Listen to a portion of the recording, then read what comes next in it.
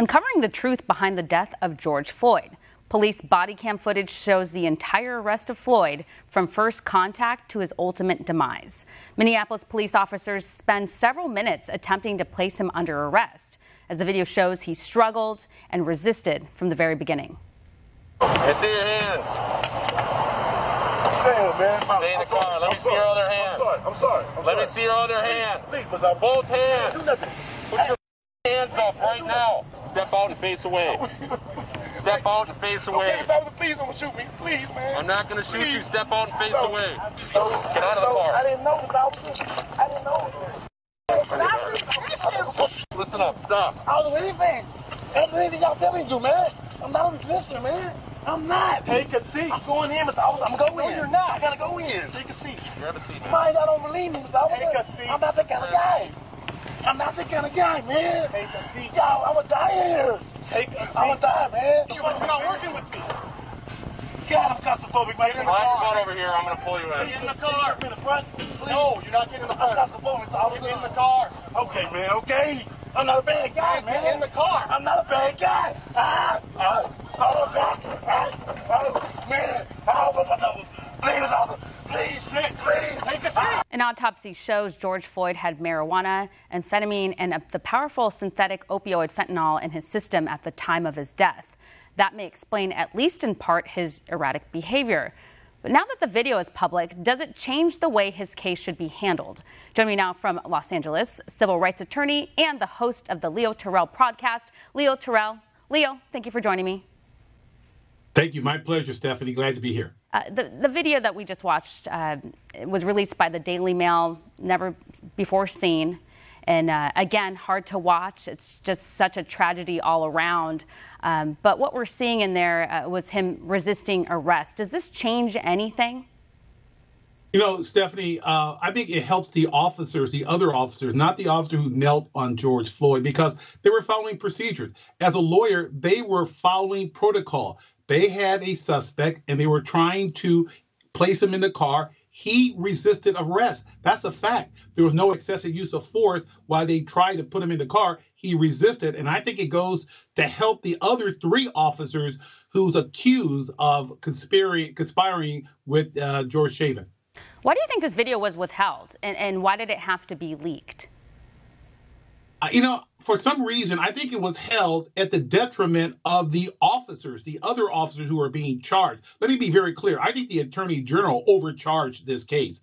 Second-degree murder, I don't see it. I see voluntary manslaughter. And I think this tape helps the officers because the officers were following police procedure. To me, they did nothing wrong. George Floyd was resisting arrest. That's shown on the tape. And in the video, we hear Floyd repeatedly telling officers as he's claustrophobic and has anxiety as he's resisting being put into the car. What is an officer supposed to do when someone says that? Does that make a difference? Let me tell you, Stephanie, officers hear a lot from suspected criminals. And George Floyd was being arrested. And these officers were going to follow procedure, police procedures. And they did not witness any type of conduct on the part of George Floyd that would prevent him from going in the car, other than the fact that he didn't want to go. George Floyd was resisting going inside that car. And the police officers need to place him in the car to arrest him and take him to the police station. So they were following protocol. And ultimately what happened to George Floyd should never happen again. That is the knee on neck and everything that we saw in that tragic video. Which brings me to the protest following the death of George Floyd. And we've seen an increase in crime in cities across the country, including Minneapolis. They've seen about nearly double the amount of homicides in over the last year. Obviously, we've seen a spike in crime, too, since the George Floyd protests. And you have to wonder why this is happening. We have the anti-police sentiment happening in the country. We have city councils and local officials cracking down on police departments, kind of changing the rules. Now there's an effort to defund police. What do you make of this spike in crime in cities like Minneapolis? Thank you for the question. I'm livid. First of all, let me separate the George Floyd situation. It is a situation that was horrible. He should not have died, and those officers will see their day in court. But Stephanie, what's going on in these Democratic cities is outrageous. The Democratic cities and their mayors have allowed criminals to destroy property and to take lives and to injure police.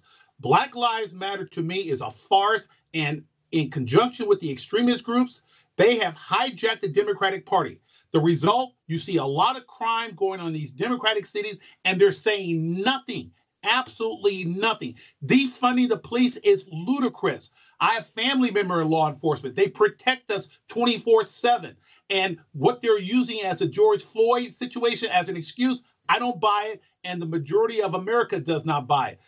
Luckily for this country, Donald Trump is trying to instill law and order in these wrecked Democratic cities. Yeah, and I've talked to several reporters that have been on the ground at some of these protests, and they said the whole idea that these protests are all about George Floyd is just fiction. It's a myth. No one's really talking about George Floyd out there. It's turned into something else. And as for Minneapolis, the police department released robbery prevention tips, and I'm going to read 3 of the ones that stood out to me. Don't walk alone. So you're not allowed to walk alone in your own city because you're at risk now. Be hyper aware of your surroundings. So when you're walking, you need to look behind you, look to the side, be hyper aware. Now, if a robber does confront you, do as they say. So now you just have to follow a robber's criminal's orders, which is just terrifying. I've been the victim of a robbery, and ever since that day, I've never been the same. This happened to me in Washington, D.C. And to think that the police department is releasing these, and it's true, if somebody wants your stuff, it's not worth your life. But we've gotten to this point where police departments are releasing these little tips on how to stay safe in your own city. Do you want to live in a city like this? I want to live in a place where there's law and order. Absolutely not. And every criminal in this country will be going to Minneapolis because the Democratic City Council have given criminals a green light to commit crimes. And it's just crazy because, again, these are Democratic-run cities, and they're allowing the criminals to take over the city. They have given no support. Not a single Democratic mayor have given any support to the police department. And they're now trying to terrorize the police chief in Minneapolis and in the other cities. It's just gone bonkers. And what's amazing is that there is total silence on the Democratic Party from Joe Biden all the way down. No one is saying a single word because the Democratic Party has been hijacked by Antifa and Black Lives. Well, and it's kind of convenient that a lot of the people who make these decisions have private security and they live behind gates. So it's stuff that they don't have to worry about, unlike us regular people that might have to walk to work or, don't have the private security. Just for our audience, I want them to know you are a former Democrat. You're a lifelong Democrat, and you recently came out in support of President Trump. We've recently heard you, fight back against Black Lives Matter. I mean, This is stuff I never thought I'd ever hear you say because I've been following you for quite some time and I've heard a lot about what you have to say. And there's a lot of things I disagree with you on and a lot of things lately that I agree with you on. I want every one of your viewers to hear me out very clearly. I have been a lifelong liberal on the Democratic side. I have never, ever voted for a Republican in my entire life. I'm a civil rights attorney. I left the Democratic Party this year very simply for 2 reasons. One, when Joe Biden said, if you don't vote for me, you ain't black. That was insulting and condescending. Secondly, defunding the police. I will be voting for Donald Trump this year because he is the best candidate, the only candidate, and I have left the Democratic Party. I don't care what they think of me. I'm voting for the best candidate. I want to preserve our institution and the American way of life, and the Democratic Party have left me. Well, Leo, I hope more people will wake up because you're right. You're spot on with everything. We're going to have to leave it here. We appreciate your insight.